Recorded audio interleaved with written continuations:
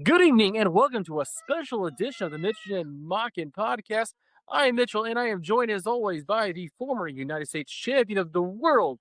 He's also the owner and proprietor there of the Superstition Ranch in Chandler, Arizona, where I am outside right now just because got a flight leaving tomorrow, so we get to hear the sweet sounds of Missouri's outdoor life.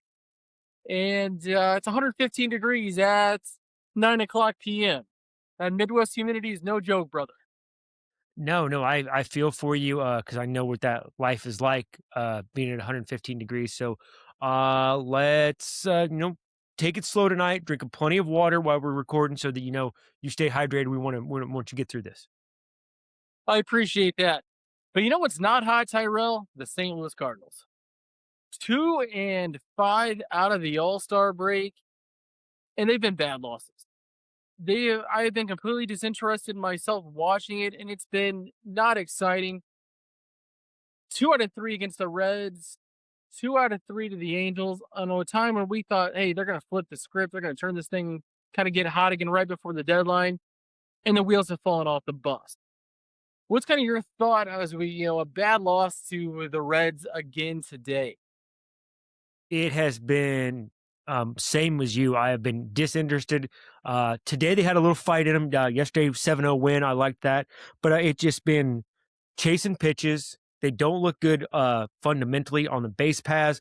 Just all around, just fallen off so hard.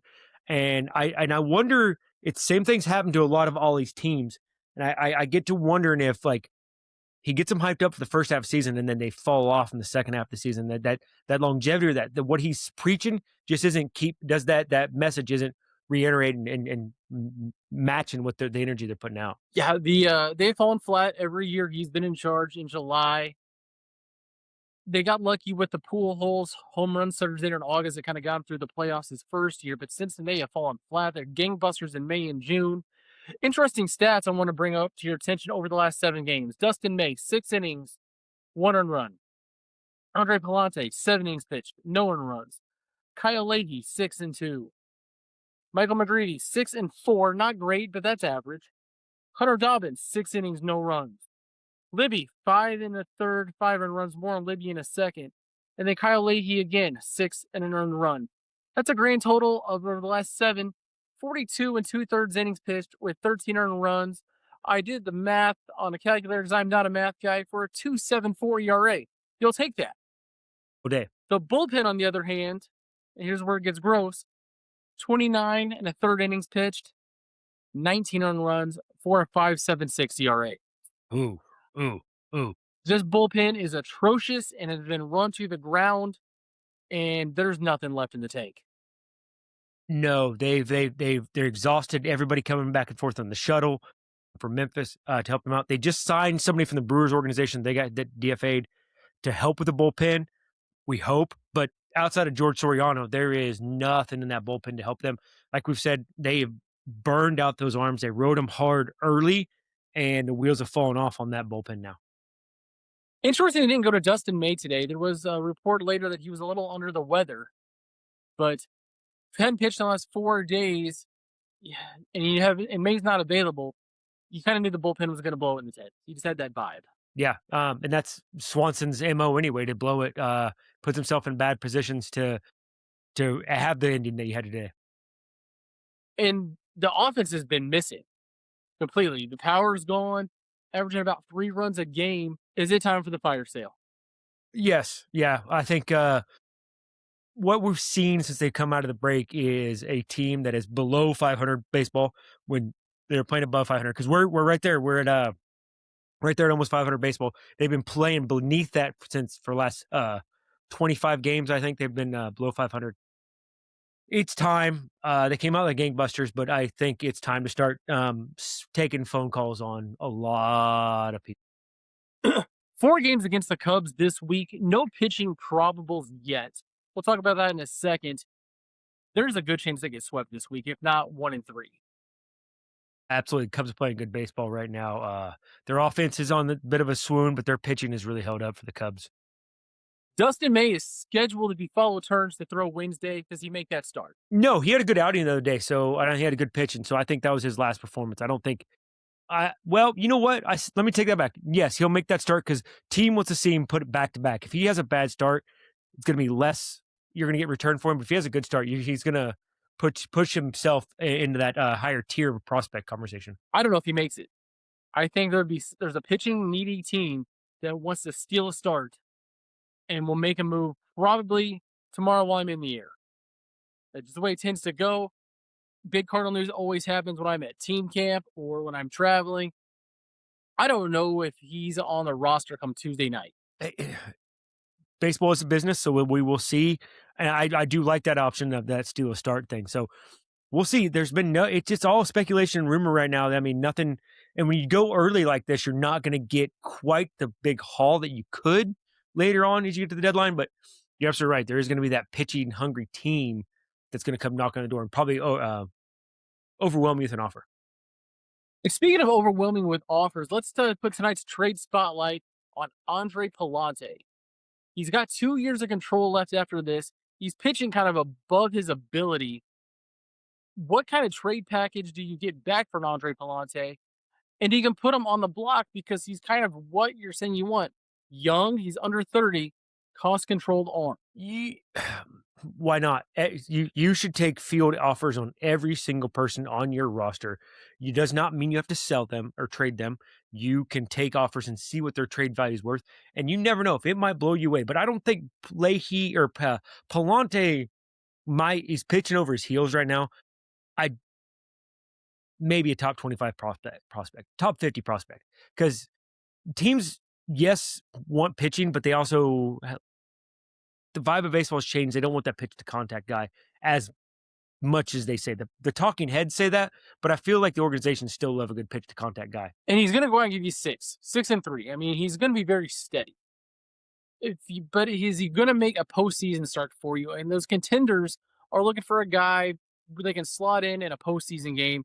And would you trust Andre Palante to throw a postseason game for you? 2 years ago, Andre Palante, no. What I've seen this year and the first half of last year before the wheels fell off for him, I would say yes, because there is some times where he is a dynamic pitcher and his ground ball rate is great with the defense of up the middle with Wynn and Weatherholt. I would trust him to be a game 3 starter. That's technically it's almost a front of the rotation guy, a guy who's going to throw your third game in the postseason. And if you've got him under contract for 2 more years, why are you willing to move him? A cost controlled arm. Because you're not going to contend. Yeah, you need arms, but you're not going to contend until 28, 29. I don't think that he fits in the picture. Yes, you're right, but I don't think he fits into the long-term picture. I just don't. I think there is still in rebuild mode and thought process wise. So I think they're going to try to get as much as they can out of any of their players on the roster. Speaking of pitching, let's talk about Dustin May and his trade value. There's some reports that a couple teams have already kicked the tires. One of those being the Atlanta Braves. The Braves are kind of an interesting team. They're kind of in a dogfight with Philly, so to speak. They've got a few intriguing prospects. They are very pitching heavy and looking at their top 30 right now. They do have a prospect, Dixon Williams, who is about a year away from being big league ready. He's a third baseman with a decent profile. What does Dustin May bring back right now after that start? Can he get you 2 top 30s? Yes, especially if you're in a dogfight like the Braves are right now. And I think they're trying to make the playoffs, what they expect to make the playoffs, and with against the Phillies. And I think overall they are very hungry for pitching. I think you could absolutely get that for him, especially after that start and what you've seen at him with his life of his fastball and his pitching. I think you absolutely can do that. I think he's healthy this year. You can get 230s out of him. Do you think the Braves, though, are going to go all in like a Tarek Skubal instead and offer up a Cam Keminetti, who is their number one prospect, a stud left-handed pitcher, or are they going to be one of those teams that end up pivoting for a Dustin May? I think it's too expensive for Skubal. I think it's going to be your Yankees or your Dodgers get Skubal. It's not going to be the Braves are a big time player now, though. No, I don't think so. I don't think they're a smart franchise down there. I don't think they're going to pay over the moon for Tarek Skubal. He's going to be a Dodger. Skubal's going to end up in the Dodgers. When we did our prediction show in January, I had him going to the Mets. The Mets are a dumpster fire, but Scooble's going to get moved. Talking about the trade deadline, one more. Some rumors from our West Coast insider. There was a report today, and I have not seen that confirmed anywhere else, where John Mosaic has agreed in principle to take the job in Anaheim full time. And Ooh, one of the things that, yeah, poor Angels fans, both of them, both yeah. Angels fans are really disappointed. Poor Mike Trout, that the Angels are seeking young catching. Well, we all know who's got a plethora of young catching. That would be the St. Louis Cardinals, a system Mo is very familiar with. Do you think Mo and Heim can cook up a deal to move some of St. Louis's young catching for a Reed Detmers? Or do you think St. Louis is in a full sell mode, even if it's flip asset for asset? Detmer's got control, got a good live fastball. Yeah, I absolutely can see that because Mosaic knows the franchise, knows the organization, knows the ins and outs of our and what these guys are capable of in our farm system. Yeah, I could actually absolutely see that them packaging together, get a Reed Detmers for the Cardinals. Um, Boy, that'd be a get. Also, it'd be in my brain. I thought you were going to go for Trout, and I'm like, whoa, that'd be fun. But you're gonna have to give up the farm for that guy. But he's not waiving that other than anything other than Philadelphia. No. Maybe somewhere else on the East Coast, but most likely it's Philly for Trout when he's moved. And a Mike Trout deal really happens in December at the winter meetings. But a Reed Detmers makes a lot of sense for the Cardinals, other than he's left-handed, and your three top pitching prospects are all left-handed. But again, prospects. You don't know if they're going to hit, and you don't know if they're going to hit in the bullpen. And speaking of prospects, let's look at Memphis really quick. Quinn's still lighting up. He is on pace, on track to be able to make a start Wednesday or Thursday in the event of a Dustin May trade. Cooper Herpe, his name I always mispronounce, threw 4 1/3 shutout ball in Springfield over the weekend. Liam Doyle's looking okay. I still think Doyle's probably not going to come up till whenever we have baseball next, whether it be summer of 27 or the start of 28. Baez another home run today. Jesus Baez hit a monster shot. There's some help there, but it's whether or not these guys are going to be on the roster after the trade deadline. What are you thinking? What are you seeing down in Memphis? How quick do we see Quinn Matthews? I think you're going to see him. They again, we've said it a couple times. You got to shit or get off the pot with him, and I think you need to bring him up this year. He's your only him and Dobbins. Let him go because I think you are going to trade Dustin May. He was signed to be traded. I think you're. There's been some speculation, some other people wanting the Cardinals to re-sign Newt Bar or long-term contract Newt Bar and not trade him. They feel like he's a core piece of the clubhouse. I still think you can get a lot for him, and then you're going to need somebody's got to move out of the outfield. And they've moved Newbar everywhere.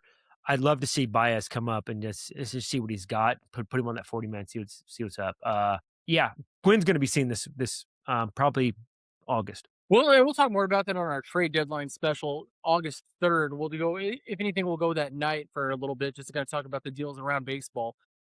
But I think the week of August 3rd, you see both Baez and Quinn Matthews in St. Louis. Put it Hell out of there now. a okay. All right. Hell of a prediction, buddy. I like it. Speaking of pitching, interesting move today. They just traded for this guy. Lance McCullers was DFA'd by the Brewers today. Do you go ahead and take a lottery ticket on that guy, knowing you need innings and you can get him for a bag of balls? Absolutely, because you need innings and you need help in your bullpen and your starting rotation. Absolutely, you do that. Wow, they really did just wow. I didn't know that. That's a shocker to me. Wow. Be curious to see what the reason was behind it. I saw it just before we went on the air today, so I don't really know what he did in his one start with Milwaukee, but to get DFA'd after one start, man, something had to happen. Yeah, absolutely. Wow. Okay. Neat. Tyrell, did you know it's Hall of Fame weekend? Yeah, I saw some things on that. I did not. Like, I didn't realize it until later today when I was flipping through and I saw all the speeches. A little bit of a St. Louis flair. Carlos Beltran to play 2 years in St. Louis, had 60 home runs, 200 RBIs for the Cardinals. Was a very solid player, most notably as a Cardinal killer for his time in Houston and the Mets. And of course, the great Joe Buck, who even referenced his Cardinals during his speech, despite the fact that all Cardinal fans think that he hates the Cardinals. Pretty cool Hall of Fame. Anybody who's in a profession, they want to make it to the Hall of Fame. But I'd like to flip the script really quick and look at the 27 class. Now, there's 30 names eligible. We're not going to go through them all, but here's the bigger names. And I want you to pick two. They're going to get in, maybe even one. Kyle Seager, Brett Gardner, Ryan Zimmerman, John Lester, and then Buster Posey. Those are the first timers that have kind of got the big name. Who do you think gets in, if anyone, there? Posey's getting in. Oh, I without a doubt. I I don't know why everybody's in love with him. I did not see it. Uh, Nobody else in that class, the first rounders to get in, other than Posey. Posey's only getting in. Zimmerman was borderline. He was a whole of very good. Yeah, He was the that's face of the Nats franchise until Bryce Harper got there. yes, yeah. Zimmerman doesn't move the needle. Is this a year finally Jim Edmonds gets in? With the being so low, his peers are starting to get in. Andrew Jones went in. Beltran went in this year. Uh, Where would you rank ball game against those three? of of the one of Between Andrew above them. Jones and Beltran, really? Yeah. You know what? Let me take that. He's on par with Beltran to me. I think he's better than Andrew Jones, and I think Carlos Beltran is better than Andrew Jones. But I think him and Beltran had very similar style, like longevity. I didn't fear Andrew Jones. I feared Beltran, and I also knew that other teams feared Jimmy Ballgame because he could that high pitch he could always crush. Yeah, I Ballgame was surefire Hall of Fame to me. Just his defense alone, I think Hall of Famer, and it's a shame that he got kicked off the ballot after his first year. When you kind of look at the peers, when Edmonds was starting his ascension there in the early 2000s, Junior was on his decline. So that's not a fair comparable. And Ken Griffey Jr. is arguably a top 7, 8 baseball player of all time. Arguably. Arguably, yeah. The other peer would be Barry Bonds, who's arguably a top 3 baseball player of all time. So his peers would be, in my opinion, Beltran and Andrew Jones. He's better than Andrew Jones. He and Beltran, I think, are the exact.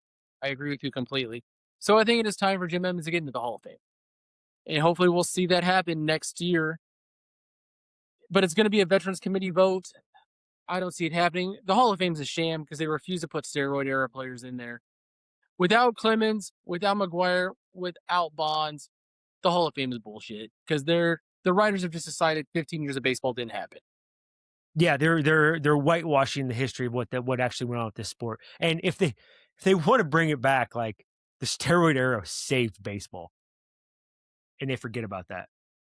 You see it all the time on social media, just guys hitting bombs, throwing 100 miles an hour plus before it was in vogue.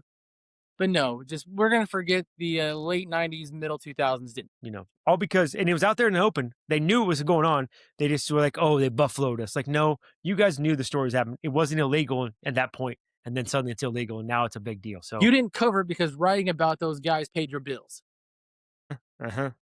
It's tonight's Old Man Yells at Cloud. Tyrell, going to the airport tomorrow. Do you still get to the airport 2 hours before your flight? No, I absolutely refuse to do it, but my wife wants me to. I'm there about an hour before my flight. Do you pay for the pre-check? I do have TSA clear, but I do not do pre-check. I only did that clear because it was free for my birthday and I could take my kid through it really fast. So I had that, but no, I just stand in the line like everybody else. And then also my other rant, the old man rant, Southwest, which used to be kind of the affordable airline, is now there technically used to be bags fly for free. I just paid $100+ for my family to check our bags tomorrow. And then now you're randomly assigned a seat as Mhm. opposed to just pulling the trigger, getting there into the queue early. I paid $78 a seat so my 10-year-old could sit with us. So an extra No. $500 in. Yeah, Southwest is really it's all about the money now, dude. The corporations want that mighty dollar. It's about after the bags fee and picking your own thing. It's about as much experience as American Airlines is. So yeah, Yeah, I that's should have it's flown not. Delta. Delta's expensive too. Well, do you have a layover? Yeah, I'm going to be in Vegas for a solid 50 minutes, just enough time to lose a little money in the airport casino. There you go. That's what I like to hear. Oh, I'm a degenerate at my core. You know this. That's what I was gonna say. As degenerates got to stick together. Finally tonight, a new segment. We're going to call this one 7-game series. Tyrell, who wins a 7-game series? You or a random 25-year-old, an average 25-year-old male? Game number 1, one-on-one basketball to 11. 25-year-old. And it's probably not even close. Not even close. Not even close. Number two, change a tire. Oh, me all day long. Crushing that one, huh? Yeah, got that one. Yeah, yeah, yeah, yeah. Hey, you're a little nerdy, so this one's going to be kind of a pick 'em. Download a mod for a video game. Yeah, it's gonna be them. Bro, I'd have to figure out like what the website is, where to go to. I would know, and then remember it's in your download files, not your, you know, other files. Nah, dang, I'm not doing That's that. right. You're down 2-1. It's all right. You're Yeah, about to run the table. Cook a medium rare steak. light work, got that one. They don't even know how to Two to cook. two all day. Oh, this one's easy. This one's a blowout. Tell time on a regular clock. Bro, I got one right now. So it's gonna be me. They don't know anything other than what's on their phone tells them. 3-2. With 2 games left. This one. Next one. You got the dad string. You got the old man string. Straight up arm wrestle. Oh, yeah, I got that. I got that. I got that. Yeah, yeah. 4-2 win. We don't even have to go to game 7. Which, just for fun, game 7 was bring a woman to orgasm. Ugh. I'm gonna Ugh. get. I can we call it like a tie on that? I don't even think a 25-year-old can do that either. I I can't. I don't think they can either. Well, I just heard your wife confirm. That's Yeah, that game's going into extra innings. good thing you got it in 6. Yeah, right. Ugh. No show on Thursday. I'll be traveling. We'll be back Sunday night to talk about the Cubs and then the weekend after that. And then we'll wrap around Monday with a kind of trade deadline kind of wrap up. For the Mouth of the West, Tyrell Mock, I am Mitchell Jenkins, and we will see you next Sunday.